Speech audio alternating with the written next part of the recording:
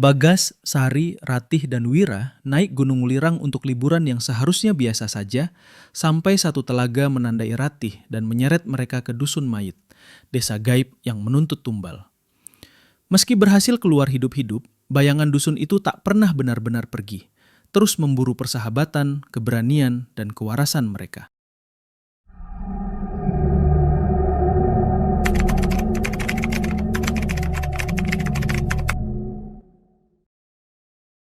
Di kaki Gunung Welirang, 4 mahasiswa, Bagas, Sari, Ratih, dan Wira, mengangkat ransel mereka, penuh semangat untuk liburan mendaki yang seharusnya menjadi petualangan menyenangkan. Bagas 22 tahun, mahasiswa teknik, sosok pendiam tapi tegas. Tujuannya mendaki kali ini bukan sekedar bersenang-senang, ia ingin menguji ketahanan fisik dan mentalnya sebelum lulus. Sari 21 tahun, mahasiswi sastra, cerdas dan penuh rasa ingin tahu, gemar mendokumentasikan semua pengalaman. Ia berharap bisa menulis esai tentang mitos pegunungan Jawa setelah pendakian ini. Ratih 20 tahun, mahasiswi psikologi, periang dan penyayang, tapi terkadang terlalu percaya pada instingnya sendiri. Ia ingin menemukan kedamaian dari tekanan kuliah dan masalah keluarga. Wira 23 tahun, mahasiswa seni rupa, humoris dan berani, selalu menjadi penghibur kelompok. Tujuannya sederhana, mencari inspirasi untuk lukisan alam dan mitos lokal. Sebelum kita lanjut ceritanya, saya mau ucapkan terima kasih buat kalian semua yang sudah setia nonton dan dengerin cerita horor di channel ini. Kalau kalian suka, jangan lupa like, subscribe, dan tulis di kolom komentar pengalaman horor kalian. Cerita yang paling menarik nanti akan saya buatkan videonya. Udara pegunungan yang dingin dan kabut tipis di pagi hari menambah kesan mistis. Tapi mereka mengabaikannya, tertawa dan bercanda sepanjang jalan. Sari sibuk memotret pemandangan, sementara Wira mencoba menirukan pose wayang di batu-batu besar sepanjang jalur. Bagas hanya tersenyum sambil memperingatkan mereka agar tidak terlalu jauh dari jalur utama. Sedangkan Ratih sesekali berhenti untuk mendengarkan suara hutan, merasa ada sesuatu yang mengamati. Namun semangat itu perlahan memudar ketika mereka menemukan sesajen aneh dan simbol-simbol ritual yang tersembunyi di antara pepohonan. Aroma dupa yang membakar sendiri, daun-daun yang tersusun seperti tanda lingkaran, dan sebuah patung kecil dengan mata yang tampak menatap mereka. Wira tertawa canggung.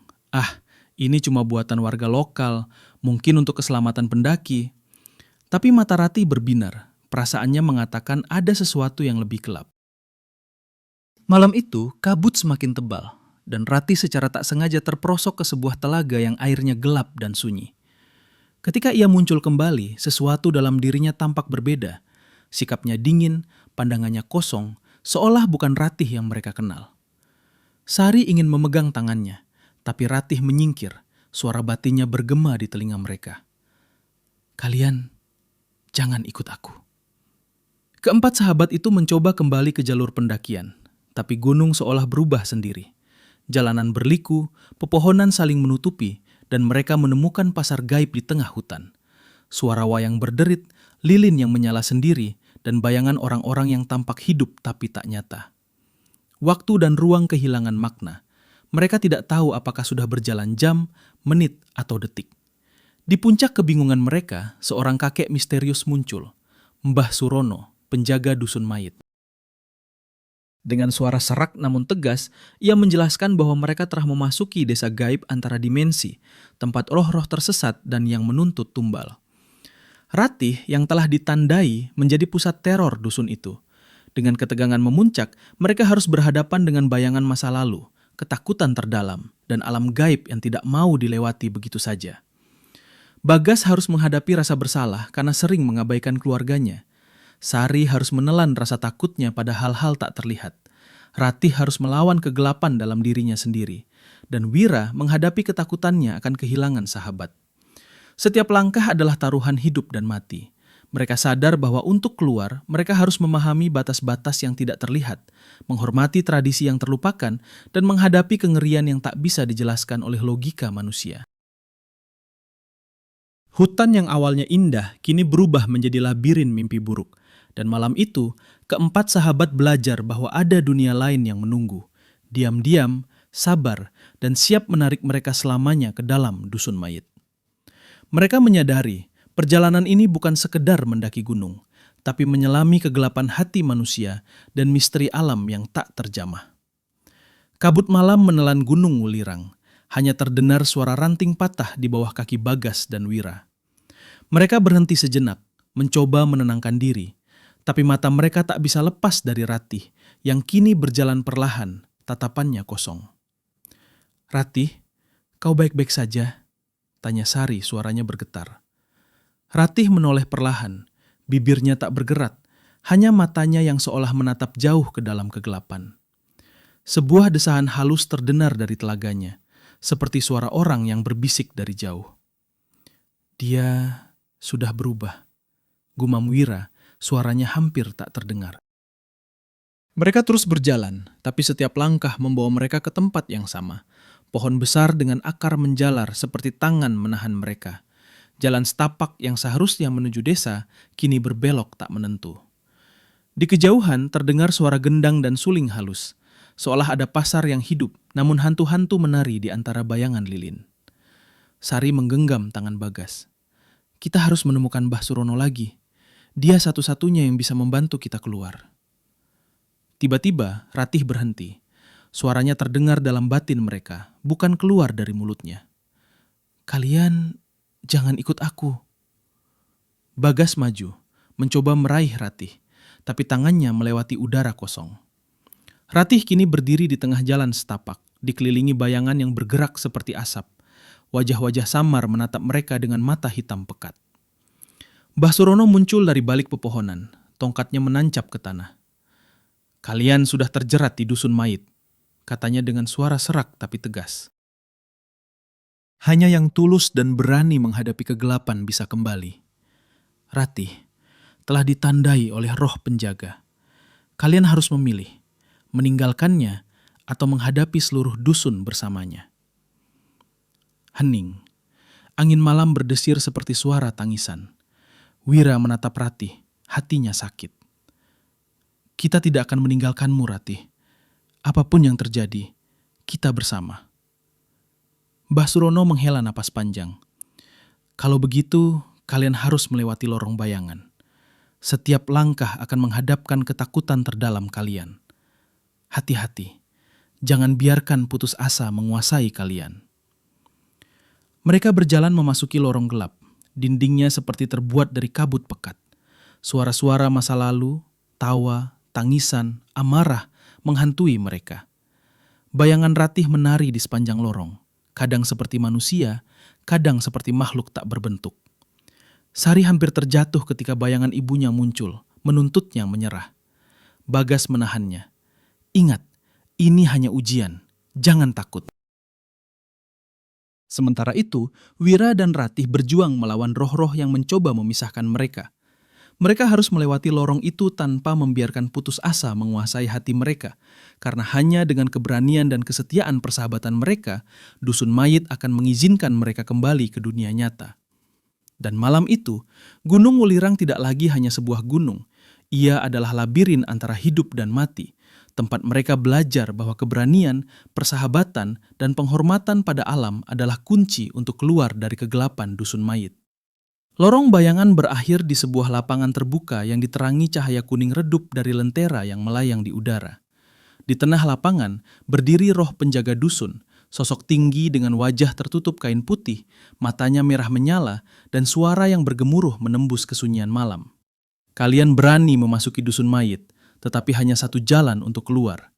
Suara roh itu menggema, membuat tanah bergetar. "Kalian harus menyerahkan sesuatu yang paling berharga, atau kehilangan semuanya." Ratih menunduk. Air matanya menetes, tapi matanya kini terlihat lebih jernih. Aku yang ditandai. Kalian tidak boleh tersakiti karena aku." Bagas melangkah maju. "Tidak, Ratih. Kita keluar bersama. Tidak ada yang kita tinggalkan." Roh penjaga menerkawakan mereka, suara seperti gemuruh ribuan orang. "Keberanianmu akan diuji. Hanya yang mampu menghadapi ketakutannya sendiri bisa selamat." Seketika, tanah lapangan berubah menjadi cermin yang memantulkan ketakutan terdalam masing-masing. Bagas melihat wajah ibunya yang menjerit meminta pertolongan karena ia pernah meninggalkannya. Sari melihat bayangan dirinya sendiri tenggelam di telaga. Suara hatinya penuh rasa bersalah. Wira melihat masa lalunya yang penuh penyesalan dan takut kehilangan sahabat. Ratih melihat dirinya sendiri berubah menjadi makhluk tak bernyawa yang terus dituntut oleh roh-roh penjaga. Mereka menjerit, namun Bagas menahan tangan semua sahabatnya. Ini hanya ilusi, kita harus fokus bersama. Dengan berpegangan tangan, mereka melangkah maju. Cermin ketakutan pecah satu persatu, mengeluarkan asap gelap yang mencoba menjerat mereka.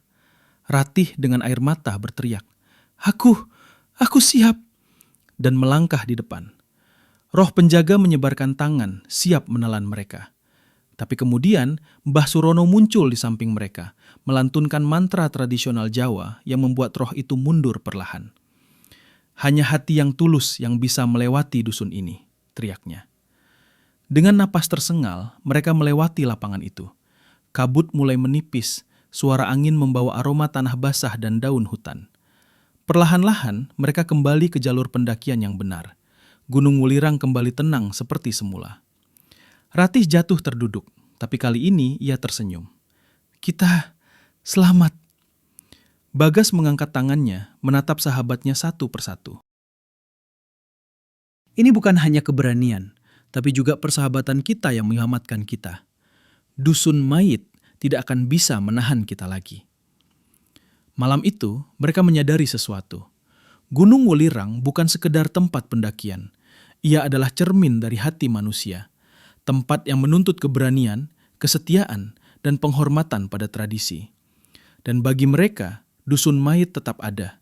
Tapi kini hanya sebagai legenda, sebuah kisah yang akan terus mereka kenang sepanjang hidup. Beberapa hari setelah kejadian di Gunung Wulirang, Bagas, Sari, Wira, dan Ratih kembali ke kota.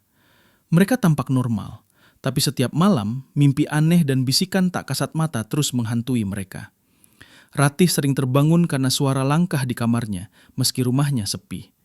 Di jendela, kabut tipis tampak bergerak seperti sosok yang menatapnya dari luar. Ia menggigil, mengingat malam itu di lapangan Dusun Mayit. Bagas merasakan hal yang sama. Saat membuka aplikasi foto, ia menemukan sebuah foto yang tidak diambilnya. 4 sahabat berdiri di hutan, tapi di belakang mereka terlihat bayangan sosok tinggi dengan mata merah menyala. Ia mencoba menghapus foto itu, tapi setiap kali menatap layar, bayangan itu semakin jelas. Sari merasa ada yang mengikuti di jalan kampus. Setiap kali ia menoleh, hanya ada kabut tipis yang bergerak, seperti tangan yang ingin menariknya kembali.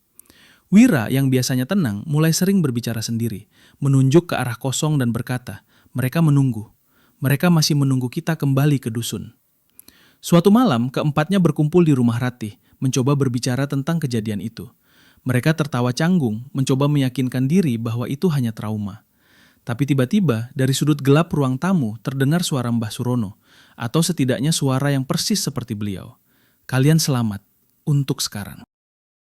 Mata mereka menatap kosong, dan di luar jendela, kabut tebal menyelimuti halaman rumah, seperti gunung itu sedang memanggil mereka kembali. Mereka sadar satu hal, Dusun Mayit tidak pernah benar-benar melepaskan korban-korbannya. Ia hanya menunggu, menilai, dan menunggu keberanian mereka menipis. Bahkan di dunia nyata, bayangan dusun itu tetap mengintai, diam-diam, sabar, dan penuh janji horor yang belum selesai. Dan malam itu, 4 sahabat belajar pelajaran terakhir.